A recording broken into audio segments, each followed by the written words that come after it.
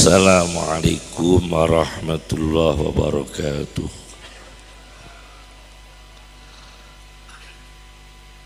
Bismillahirrahmanirrahim. Hamdan lillah, salatan wassalaman ala Sayyidina Muhammad ibn Abdillah Rasulillah wa ala alihi wa sahbihi wa man tabi'a huda, amma ba'd. Yang kami hormati para habaib, para sadah, yang kami hormati keluarga besar Al-Maghfurlah Simbah Ki Haji Maimun Zubair, segenap para putra, para cucu, semoga diberkahi oleh Allah Subhanahu wa ta'ala. Para kiai, para alim ulama, para santri, Bapak Kapolres atau yang mewakili, Bapak Dandim atau yang mewakili, hadirin hadirat, izinkan kami menyampaikan sedikit bahwasanya di dalam Al-Quran Karim yang artinya mulia ada 27 kali kata Karim dalam Al-Quran. Dari 27 kali itu 2 kali mengenai Allah Subhanahu wa ta'ala. Allah disebut Ghaniyun Karim, Maha Kaya, Maha Mulia. Yang kedua, Ma gharraka bi rabbikal karim, disebut Al-Karim. Allah disebut Karim dalam Al-Quran 2 kali dari 27 kata Karim dalam Al-Quran. Kemudian ada kata Akram yang artinya lebih mulia atau maha mulia. Dalam Al-Quran kata Akram 2 kali. Yang satu mengenai hamba Allah, yang satu mengenai Allah sendiri. Wa rabbukal akram, Tuhanmu maha mulia. Yang satu, inna akramakum indallahi atqakum, atqakum, yang paling mulia di antara hamba Allah di sisi Allah ialah yang paling takwa di antara kamu sekalian. Di sini ada kata akram disandarkan pada manusia yang kualitasnya takwa tingkat tinggi, atqa. Kemudian kata Karim dalam Al-Quran 27 kali, ruang-ruang orang yang ada di posisi karomah. Orang-orang yang mendapatkan karomah itu memasuki karim-karim dalam Al-Quran melalui aulang karima, perkataan yang mulia. Akhirnya dia mendapatkan karomah. Melalui rizqan karima, rezeki yang mulia, dia menjadi aulia. Melalui mudkhalan karima, tempat masuk yang mulia, akhirnya dia menjadi ulama, menjadi aulia. Insya Allah Mbah Maimun melengkapi elemen-elemen ruang-ruang karim itu insya Allah dipenuhi oleh Kiai Haji Maimun Zubair.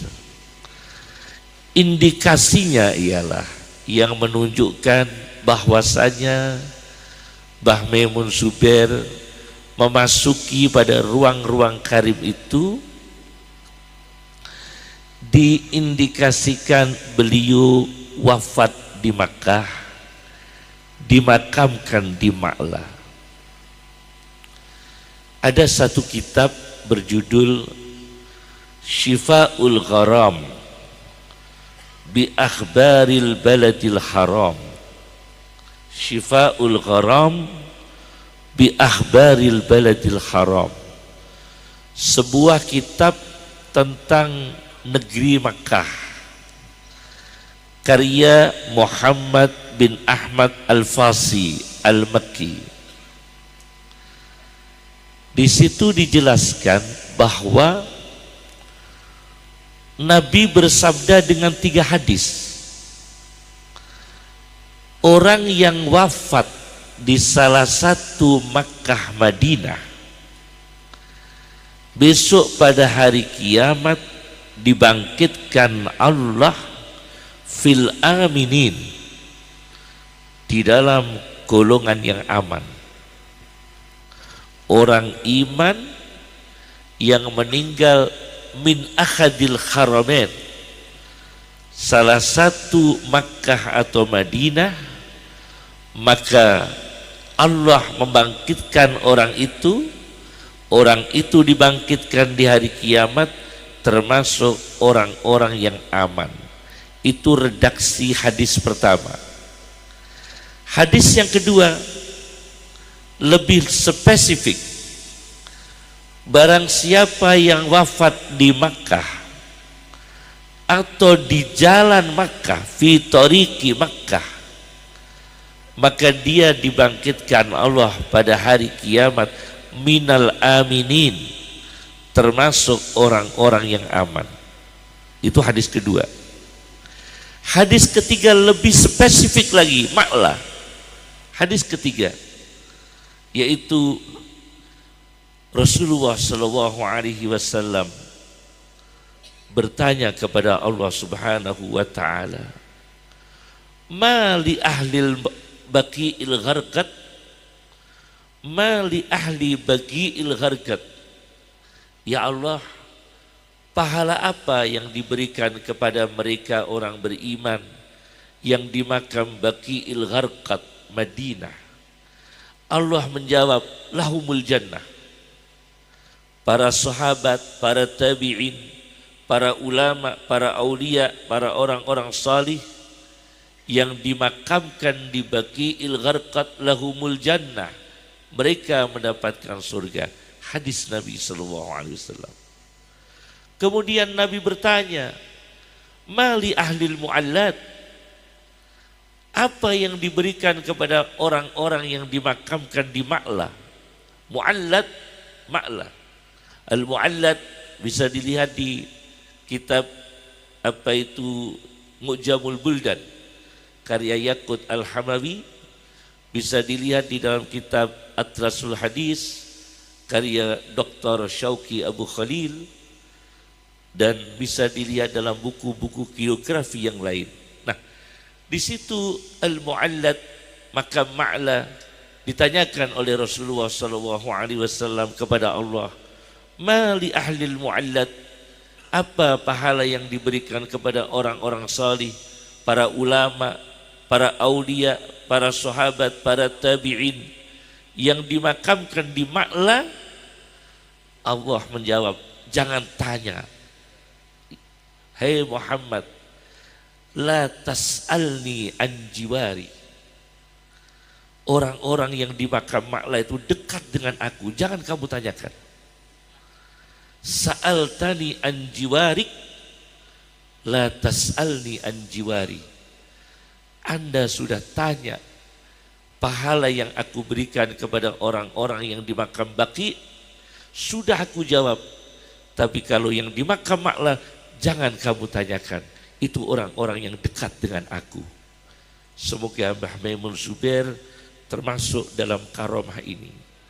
Jelas ini hadisnya di dalam kitab Syifaul Gharam bi Ahbaril Baladil Haram karya Ahmad bin Muhammad bin Ahmad Al-Fasi Al-Makki.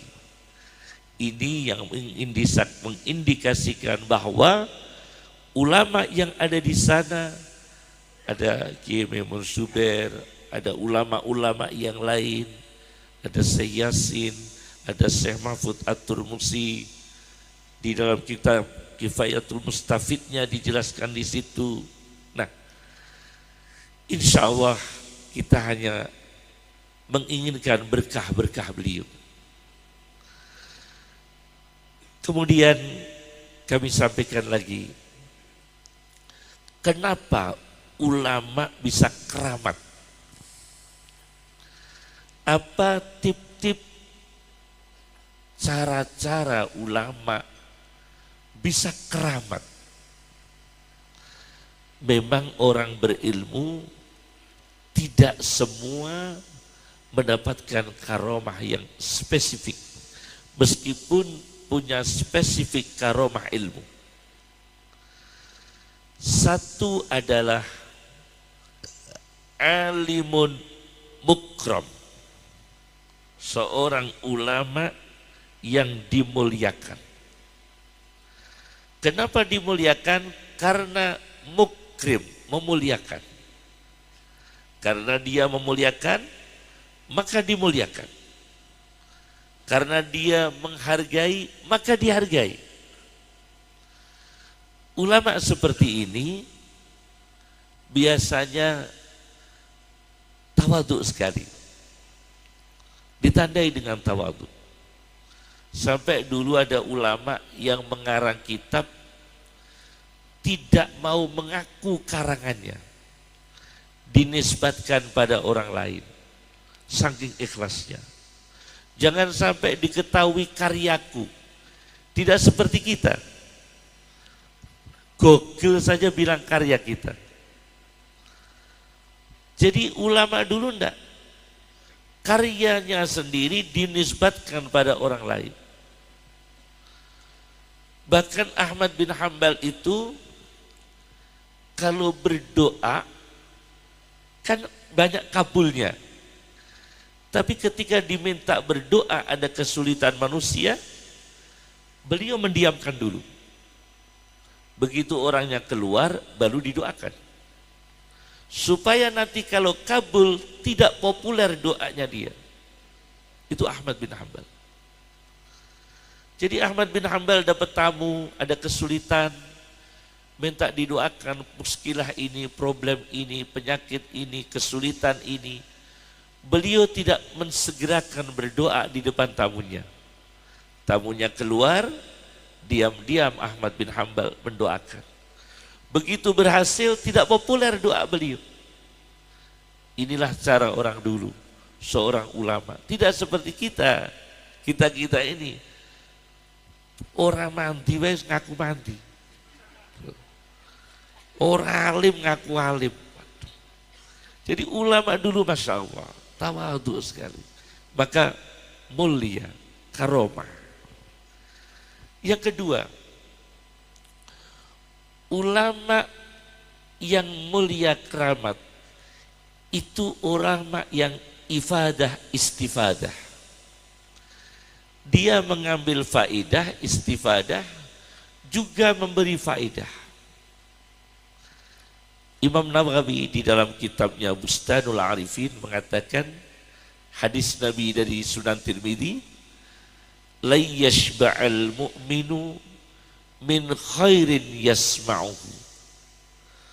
Tidak akan merasa kenyang orang yang beriman dari kebaikan yang dia dengar. Yang menyampaikan itu orang awam, kita terima. Orang yang lebih tidak pintar dari kita, kita terima. Selama itu kebaikan. Orang di bawah kita menasihati kita, kita terima. Khutbahnya orang yang di bawah kita, kita terima. Itu menunjukkan insya Allah kita mendapatkan karomah. karena membiasakan menerima kebaikan dari berbagai sumber, meskipun orang-orang itu di bawah kita, di dalam ilmunya, di dalam kehormatannya, di dalam nasabnya, meskipun di bawah kita. Itu yang kedua, mau istifadah, mau ifadah. Kiai-kiai dulu, Masya Allah, kakek saya juga lama mengaji di sarang, di Umar Harun. Kemudian ayah saya di Gunggang 9 tahun ikut istifadah dengan Mbah Ahmad, Mbah Imam, Mbah Zubair selama mengungsi di Gonggang 9 bulan, menggonggang di 9 bulan, dan makanan itu dikirim dari Mbah Ahmad dari Mus ya. Sementara bude saya satu rumah dengan Mbah Mun, ibunya Pak Salam itu waktu itu ketika mengungsi di sarang. Itu menyempatkan untuk mengaji ke Mbah Zubair, menyempatkan untuk mengaji ke Mbah Ahmad, menyempatkan mengaji ke Mbah Imam. Karena apa? Ifadah, istifadah. Yang ketiga, kiai keramat, ulama keramat itu alimun sahiyun,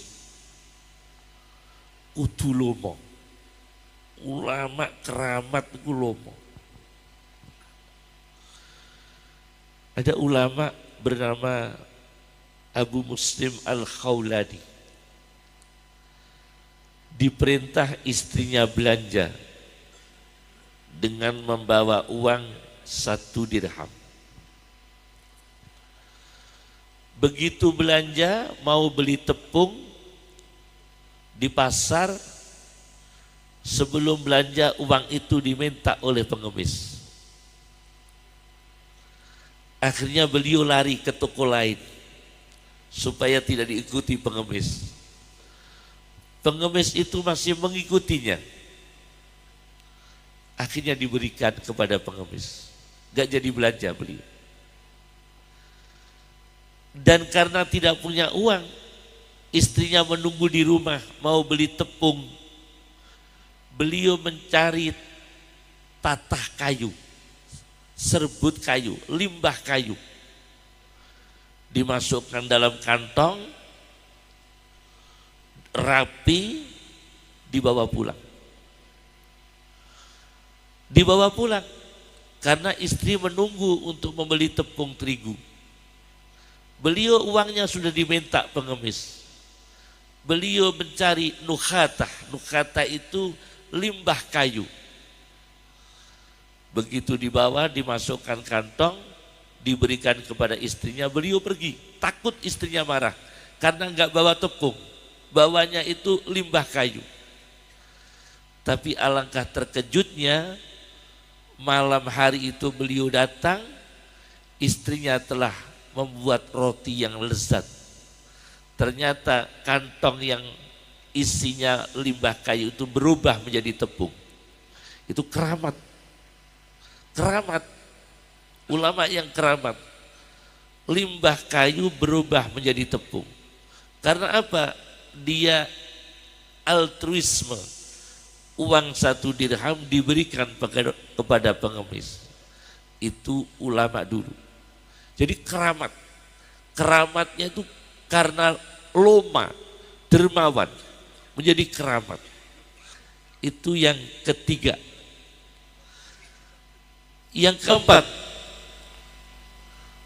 ulama yang keramat itu ulama yang riayatus sirri wal alaniyah, menjaga lahiriah dan batiniah. Ulama tajwidnya kurang bagus, jangan sampai digunjing. Karena di sisi lain dia khusyuk mungkin. Tajwidnya kurang bagus tapi khusyuk. Kita yang tajwidnya bagus belum tentu khusyuk.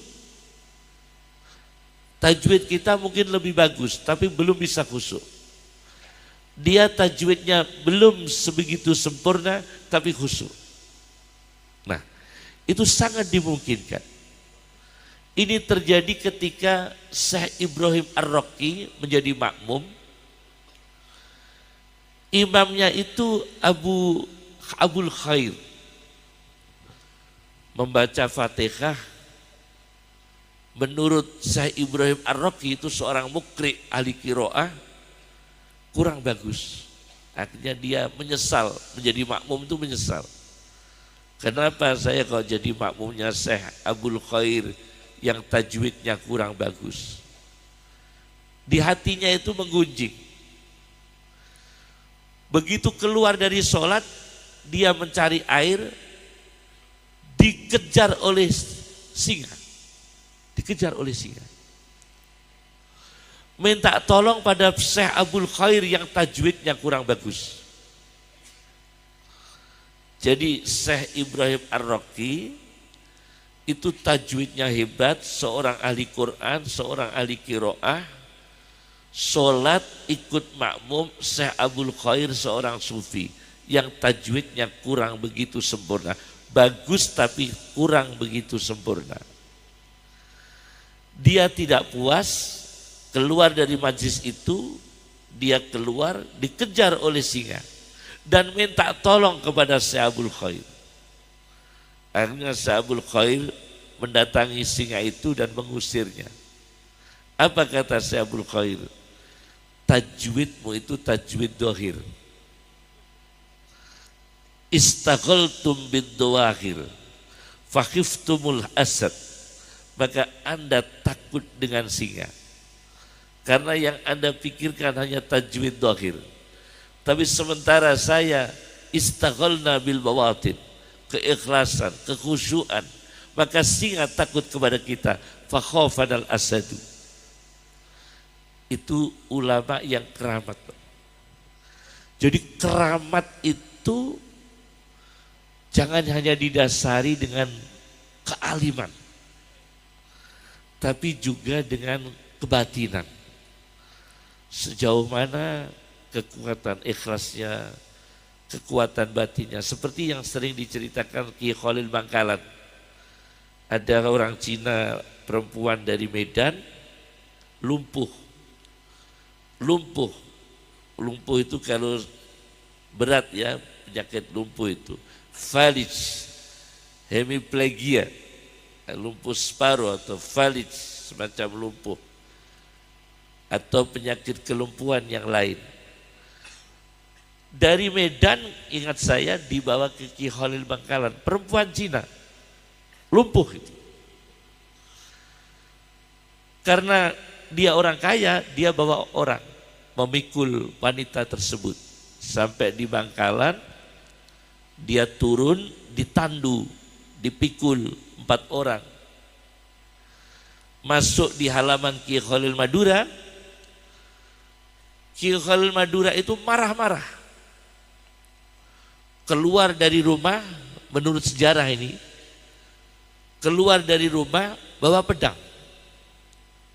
Bawa pedang begini, mengacungkan pedang. Akhirnya yang mikul perempuan itu lari dan perempuan yang lumpuh itu ikut lari. Nah ini karomah. Perempuan yang lumpuh itu ikut lari, sarafnya aktif itu. Ternyata teori ini ada di dalam kitab La Tahzan karya Dr. Aid Al-Qarni. Orang-orang lumpuh ada pengobatannya dengan digigit kalajengking. Karena kalau digigit kalajengking sarafnya aktif. Tapi jangan dipraktekkan.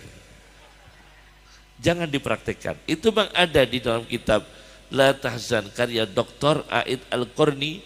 Orang lumpuh digigit kalajengking aktif sarafnya. Ternyata ketika di depan Ki Khalil bawa pedang kan takut. Motoriknya aktif. Yang mikul lari, Cina yang dipikul tadi, yang lumpuh ikut lari. Akhirnya sembuh dengan izin Allah Subhanahu wa taala. Inilah kiai keramat dulu. Jadi perilakunya itu tidak semata-mata mengancam, itu mengobati. mengobati ilham dari Allah itu. Ilham dari Allah untuk menghidupkan, mengaktifkan sarafnya, a'sab ya, sarafnya itu menjadi aktif. Nah, itu namanya ulama yang menjaga asir wal alaniyah, menjaga antara apa yang di dalam batin dan apa yang di luar dijaga. Yang terakhir, ciri-ciri ulama keramat itu ada ciri-ciri ulama keramat, mohon maaf, yaitu kalau makan jangan terlalu banyak. Itu lebih mudah mendapatkan karomah. Kalau makan jangan terlalu banyak ya. Ojo pol-polan. Jangan ya. Meskipun rawi-rawi itu ada rawi al-batin itu kan ada ya. Rawi-rawi hadis itu kan ada yang al-batin, berperut besar. Al-batin itu berperut besar ya. Tapi kita usahakan makan jangan terlalu banyak. Itu untuk memudahkan menjadi alim yang keramat. Grade-nya sangat tinggi Kiai. Ulama yang makannya tidak terlalu banyak itu grade-nya tinggi. Bukan hanya dipamerkan di medsos, tapi di media malaikat. Bukan hanya di medsos, tapi di media malaikat. Ada satu kitab Kunuzul Haqaiq karya Abdurrauf Al-Munawi, tepinya Al-Jami'us Shaghir. Rasulullah SAW bersabda, Innallaha yubahil malaikah biman qalla mat'amuhu. Allah membanggakan, memamerkan di hadapan malaikat orang yang makannya sedikit. Biman qalla mat'amuhu, orang yang makannya sedikit. Maka Syekh Nawawi diceritakan oleh Habib Zain bin Ibrahim bin Sumaid Madinah dalam kitabnya Al-Manhajus Sawi. Ada kitab Al-Manhajus Sawi karya Syekh Ibrahim Zain bin Ibrahim bin Sumaid Al-Muammar yang masih hidup sekarang di Madinah. Di situ diceritakan Syekh Nawawi itu kalau di depan gurunya, di depan kiainya diajak makan bersama, dia tidak berani makan. Karena takutnya itu mengambil yang disukai kiainya. Jadi dia mau mengambil tuh takut. Pas diajak makan bareng kiainya, itu Syekh Nawawi berusaha tidak makan dulu. Takutnya dia mengambil, ternyata yang diambil itu yang diinginkan oleh gurunya. Maka beliau tidak berani. Itu adabnya Syekh Nawawi. Maka Syekh Nawawi karomahnya besar. Kemudian Syekh Nawawi diceritakan lagi oleh Habib Zain bin Ibrahim bin Sumaid bahwasanya Syekh Nawawi itu kalau mau mengaji dia bersedekah dulu. Diniatkan pahalanya untuk gurunya. Dan niatnya, ya Allah, jangan sampai diperlihatkan kepada kami kekurangan guru kami. Ya Allah, jangan sampai Engkau perlihatkan kekurangan guru kami terhadap kami, supaya kami selalu menghormatinya. Jadi tidak ingin Imam Nawawi itu tahu kekurangan gurunya. Maka kalau punya guru baca kitab salah-salah sedikit, jangan sampai dikritik. Wajarlah, wajar orang Jawa. Baca kitab salah-salah sidik itu. Di Lasem dulu itu ada Kiai Waltakun. Kiai Waltakun itu setiap event apapun tuh dalilnya satu. Waltakum minkum ummatun. Berangkatkan jenazah waltakum minkum ummatun. Pengantin waltakum minkum ummatun. Kelahiran bayi akikah waltakum minkum ummatun. Sampai terkenal di Lasem itu Kiai Waltakun. Tidak terkenal namanya. Dan ini orang mas saya di Lasem kalau minta doa dengan beliau. Mas saya di Lasem waktu itu kalau minta doa dengan beliau, karena beliau mujabud doa, terkabul doanya. Padahal cuma bisanya satu dalil, wal takun. Luar biasa itu. Kalau kita kan enggak, banyak dalil tapi biasa luar. Biasa luar artinya enggak keramat karena ikhlasnya kurang. Itu ada kiai wal takun luar biasa. Jadi yang terakhir ciri-ciri ulama yang keramat itu diantaranya ialah man qalla mat'amuhu, sedikit makannya. Sedikit makannya. Saya ingat Kiai Sahal Mahfud Pak Le saya, adik kandung ibu saya. Kiai Sahal Mahfud dulu cukup lama dipun gulawentah sama ulama sarang, diantaranya dengan Mbah Ahmad, Mbah Zubair, dan mas saya yang lain. Beliau kan kurus. Nah, digoda sama abah saya. Hal, abah saya panggilnya Hal. Awakmu nakhilul jismi. Syekh Abdul Qadir tuh kurus. Kata Kiai Sahal, sayangnya aku kan gak Rabu'ul Qamah. Kalau Rabu'ul Qamah itu posturnya itu sedang. Tapi Kiai Sahal kan enggak. Jadi ulama itu ceritanya yang banyak biografinya itu nakhilul jismi, Rabu'ul Qamah. Berbadan lebar, setahu saya ulama yang makan kuat tapi dengan kelebihan karomah yang luar biasa, Muawiyah bin Abi Sufyan. Itu kuat makannya. Tapi Muawiyah dengan segala karomahnya, dengan segala keistimewaannya,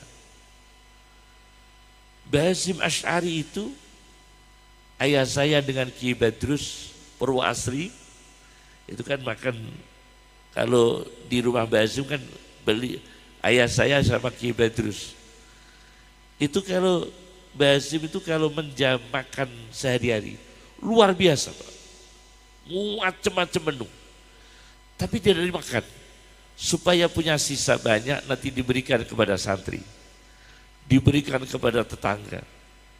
Itu kelebihan beliau. Jadi yang dimakan beliau sedikit, inilah yang bisa saya sampaikan. Semoga barokah dan kita hanya mengambil berkah dari para ulama dulu. Semoga bermanfaat dan seluruh amal dan apa yang ditinggalkan Mbah Maimun, karya-karya besar beliau, tarbiyah beliau, ibadah beliau, suluk beliau, dan sirah-sirah beliau yang bisa kita teladani, yang kita mampu untuk diteladani. Karena ulama-ulama yang berat, artinya berat itu dengan ibadah tingkat tinggi, sirah yang tingkat tinggi, sedikit yang bisa kita teladani.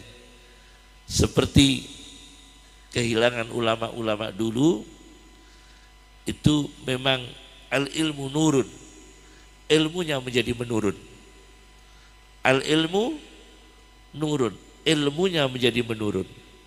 Tetapi alhamdulillah bangsa Indonesia ini diberi karunia oleh Allah Subhanahu wa ta'ala. Kecenderungan tafaqquh fiddin itu luar biasa.